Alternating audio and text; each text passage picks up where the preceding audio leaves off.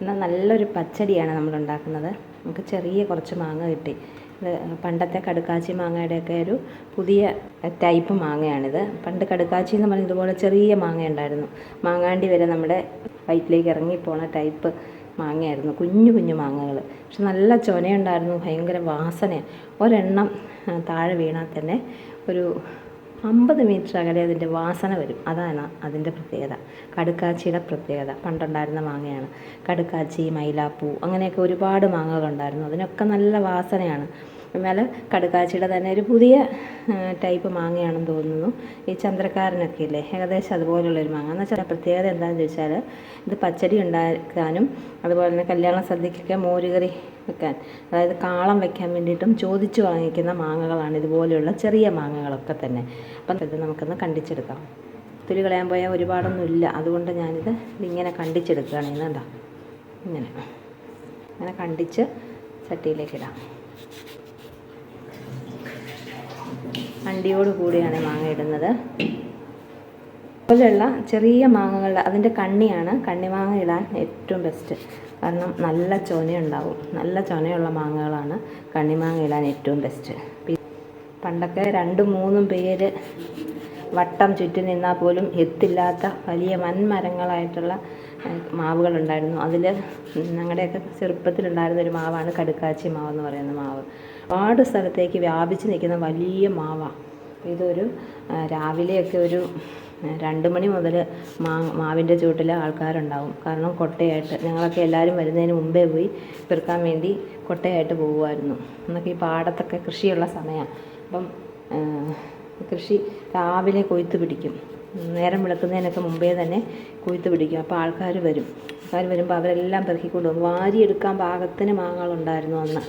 കൊട്ട നിറച്ച് വാരിക്കൊണ്ട് വരുമായിരുന്നു. അത്രയ്ക്ക് എത്ര പേര് പെറുക്കിയാലും തീരില്ലാത്ത പോലെയുള്ള മാങ്ങകളുണ്ടായിരുന്നു അന്ന്. അതുപോലത്തെ വലിയ മാവുകൾ. അതോടൊപ്പം തന്നെ വേറെ ഒരു മാവ് കൂടി ഉണ്ടായിരുന്നു, മൈലാപ്പൂ എന്ന് പറയുന്നത്. നല്ല മഞ്ഞ നിറത്തിൽ, കാണാനും നല്ല ഭംഗിയാണ്. വലിയ മാവാണ്, വലിയ മാങ്ങയാണ്. അതും നല്ല വാസനയുള്ള മാവായിരുന്നു. രണ്ടും അടുത്തടുത്തായിരുന്നു നിന്നിരുന്നത്. അപ്പോൾ അതൊക്കെ ഒരു ഓർമ്മകൾ മാത്രം. അപ്പോൾ ഈ മാങ്ങ നമ്മളിവിടെ നിന്ന് പച്ചടിയാണ് ഉണ്ടാക്കാൻ പോകുന്നത്. നല്ല മധുരമുള്ള പച്ചടി. അതിന് കുറച്ച് കറിവേപ്പില അതിനെ ഇട്ട് കൊടുക്കാം. ശേഷം ഒരു 1.5 ടീസ്പൂണോളം മുളക് പൊടി ഇട്ട് കൊടുക്കാം. അതോടൊപ്പം തന്നെ ഒരു 1/4 ടീസ്പൂണോളം മഞ്ഞൾപ്പൊടിയും കൂടി ഇട്ട് കൊടുക്കാം. ആവശ്യത്തിന് ഉപ്പ്, ഞാൻ കല്ലുപ്പാണ് ഇടുന്നത്. ഏകദേശം നമുക്കറിയാമല്ലോ ആ അളവിലിടണം. ഇനി ഏകദേശം ഇത് മുങ്ങിക്കിടക്കാൻ പാകത്തിന്, അതായത് വേകാൻ പാകത്തിന് വെള്ളം ഒഴിക്കുക. ഒരുപാട് വെള്ളം വേണ്ട. വെള്ളം കൂടി ഒഴിച്ചിട്ട് അടച്ച് നമുക്ക് അടുപ്പിലേക്ക് വയ്ക്കാം. നന്നായിട്ടൊന്ന് ഇളക്കിയതിന് ശേഷം അടുപ്പിലേക്ക് വയ്ക്കാം, സ്റ്റൗവിലേക്ക് വയ്ക്കാം. ഇനി അത് വേകുന്ന സമയത്തിന് നമുക്ക് അതിനുള്ള അരപ്പ് തയ്യാറാക്കാം. പച്ചടിയുടെ അരപ്പ് തയ്യാറാക്കാം. ചില സ്ഥലങ്ങളിലൊക്കെ സാധാരണ കിച്ചടിക്കും പച്ചടി എന്ന് പറയും. പച്ചടിക്ക് നമ്മൾ മധുരം ചേർത്തുണ്ടാക്കുന്നതിനാണ് ഞങ്ങൾ പച്ചടി എന്ന് പറയുന്നത്. ഇനി കിച്ചടി എന്ന് പറയുന്നത് മിക്കവാറും പുളിയുള്ളതിനാണ്. പുളി തൈരൊക്കെ ചേർത്തുണ്ടാക്കില്ലേ, അപ്പോൾ അതിനാണ് സാധാരണ കിച്ചടി എന്ന് പറയുന്നത്. ഇത് നമ്മൾ പച്ചടി എന്നാണ് പറയുന്നത്. നല്ല മധുരമുള്ള മധുരപ്പച്ചടി, മാമ്പഴപ്പച്ചടി. ആവശ്യത്തിന് തേങ്ങ എടുത്തു. ഞാൻ കൊത്തിയാണ് എടുക്കുന്നത്. ചുരണ്ടാൻ ഇച്ചിരി ബുദ്ധിമുട്ടായതുകൊണ്ട് കൊത്തിയാണ് എപ്പോഴും തേങ്ങ എടുക്കുന്നത്. അപ്പോൾ അതോടൊപ്പം തന്നെ അതിനാവശ്യത്തിന് ജീരകവും കൂടി അരയ്ക്കും. ഒരു 1/2 ടീസ്പൂണിന് മുകളിലായിട്ട് ഒരു 3/4 ടീസ്പൂണോളം ജീരകവും കൂടി അരയ്ക്കും. ചില സ്ഥലങ്ങളിൽ ചിലരൊക്കെ ഉള്ളി അരയ്ക്കുന്നതാണ്. നമ്മൾ ഉള്ളി അരയ്ക്കാറില്ല അവിടെ സാധാരണ. 1 ടീസ്പൂൺ, ഒരു 1.5 ടീസ്പൂണോളം കടുക് ഇട്ട് കൊടുക്കുന്നുണ്ട്. പച്ചയ്ക്ക് കടുക് പൊട്ടിക്കണം. എല്ലാം കൂടെ ഒട്ടും വെള്ളം ചേർക്കാതെ തന്നെ അരച്ചെടുക്കുകയാണ് നല്ലത്. ഒട്ടും വെള്ളം ചേർക്കാതെ ഇതെല്ലാം കൂടെ ശരിക്കും പൊടിച്ചാണ് വരുന്നത്. ഇടയ്ക്കൊന്ന് ഇളക്കി കൊടുക്കാം. നമുക്ക് മൂടി വയ്ക്കാം. അപ്പോൾ ഇതിനുള്ള അരപ്പ് നമ്മൾ അരച്ചെടുത്തു. ഇതുണ്ടോ, ഒരു 8 മാങ്ങയ്ക്ക് ഒരു അരമുറി തേങ്ങയൊക്കെ മതിയാവും. ഒരുപാടങ്ങ് നെയ്യ് പോലെ അരയ്ക്കണ്ട. നമുക്കായിട്ടുണ്ടോ എന്ന് നോക്കാം.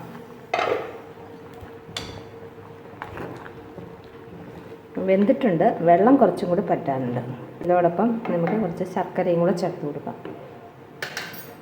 നമ്മളിവിടെ മധുരത്തിന് ശർക്കരയാണ് ചേർത്ത് കൊടുക്കുന്നത്. എപ്പോഴും പഞ്ചസാരയേക്കാളും നല്ലത് ശർക്കര തന്നെയാണ്. അപ്പം വെള്ളം കുറച്ച് നേരം കൂടെ ഒന്ന് പറ്റണം. ശർക്കര നന്നായിട്ടൊന്ന് ഉരുകി ചേരുമ്പോഴേക്കും വെള്ളമൊക്കെ ആവശ്യത്തിനാവും. കുറച്ച് കറിവേപ്പിലയും കൂടെ ചേർത്തേക്കാം. തുറന്ന് വെച്ച് തന്നെ അതിൻ്റെ വെള്ളം പറ്റിക്കാം. ഈ ശർക്കരയൊക്കെ ഇല്ലേ, നമ്മൾ ഈ പച്ചടി എപ്പോഴും നല്ല സദ്യയുടെ പച്ചടി കറുത്തിരിക്കുന്ന കണ്ടിട്ടുണ്ടോ? അപ്പോൾ അത് ഈ ശർക്കര നന്നായിട്ടങ്ങ് പിടിക്കുന്നതാണ്. ശർക്കരയുടെ കളറാണത് കറുപ്പ് നിറം വരുന്നത്. ഈ ശർക്കരയൊക്കെ നന്നായിട്ട് ഉരുകിയിട്ടുണ്ട്. അല്പം കൂടെ വെള്ളം ഒന്ന് പറ്റിയാൽ മതി. നിറമൊക്കെ കണ്ടോ, നിറമൊക്കെ ഒന്ന് മാറിയത് കണ്ടോ, കറുപ്പ് നിറത്തിലേക്കൊക്കെ വന്നില്ലേ. കുറച്ച് വെള്ളം കൂടെ ഒന്ന് പറ്റിയാൽ അരപ്പും കൂടെ ഇടാം നമുക്ക്. നമ്മൾ അരച്ച് വെച്ചിരിക്കുന്ന അരപ്പില്ലേ, അതങ്ങ് ചേർത്ത് കൊടുക്കാം. ഇനി ഇതിൻ്റെ അകത്തേക്ക് വെള്ളമൊന്നും ചേർക്കരുത്, ഒരുപാട് വെള്ളം വേണ്ട, നല്ല കുഴമ്പ് പോലെ മാത്രം ഇരുന്നാൽ. കൂടെ തന്നെ കുറച്ച് കറിവേപ്പിലയും കൂടെ ചേർത്ത് കൊടുത്തേക്കാം. അല്പം ഒന്ന് ആവി കയറിയതിന് ശേഷം ഇളക്കി കൊടുക്കാം.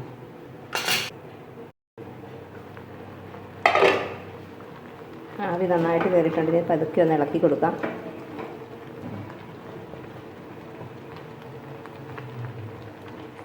ഇളക്കുന്ന സമയത്ത് ആവശ്യത്തിന് ഉപ്പുണ്ടോ എന്നൊക്കെ നമുക്ക് നോക്കാം. മധുരമൊക്കെ ആവശ്യത്തിനുണ്ട്. ഓരോരുത്തരുടെ ഇഷ്ടം അനുസരിച്ചാണ് മധുരം ചേർക്കുന്നത്. ചുരുക്കം ചില ആൾക്കാർ ഇതിലേക്ക് തൈര് ചേർക്കുന്നതായിട്ട് കാണുന്നുണ്ട്.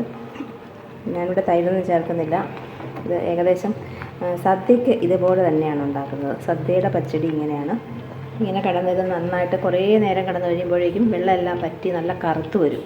ഞാൻ ഒരുപാടൊന്നും പറ്റിക്കുന്നില്ല, കാരണം ഇത് ചട്ടി ആയതുകൊണ്ട് ഇരിക്കുമ്പോൾ തന്നെ നന്നായിട്ട് ഡ്രൈ ആകും. ഇപ്പോൾ തന്നെ കണ്ടില്ലേ, നിറം മാറിയിട്ടുണ്ട്, കറുപ്പ് നിറമൊക്കെ ആയി വരുന്നുണ്ട്. കുറേ നേരം കൂടി ഇങ്ങനെ ഇരിക്കുമ്പം നന്നായിട്ട് കറുത്ത് വരും. ഇനി ഇത് വെള്ളം പറ്റിയത് മതി. ഇനി ഇരുന്ന് കഴിയുമ്പോൾ ഒന്നുകൂടെ ഡ്രൈ ആകും, അതുകൊണ്ട് ഇത് മതി. ഇനി ഒന്ന് കടുക് താളിച്ച് ചേർക്കണം. കടുക് ഇട്ട് കൊടുക്കാം.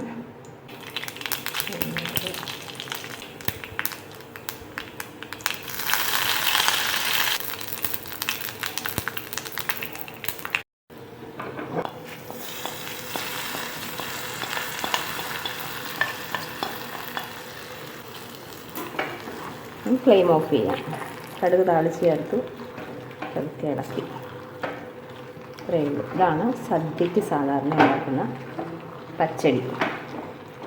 ഇതുപോലെ നല്ല വാസനയുള്ള മാമ്പഴം വെച്ചിട്ട് ഇത് ഫ്ലെയിം ഓഫ് ചെയ്തിട്ടും തിളച്ചുകൊണ്ടിരിക്കുന്നതാണ് ഈ കാണുന്നത്. അതുകൊണ്ടാണ് പറഞ്ഞത് അല്പം വെള്ളം നിർത്തി, അല്പം ലൂസായിട്ട് വേണം ഇത് ഓഫ് ചെയ്യാൻ വേണ്ടിയിട്ടെന്ന് പറഞ്ഞാൽ. ഇപ്പോഴും തിളയ്ക്കുന്നത് ഞാൻ ഓഫ് ചെയ്തിട്ട്.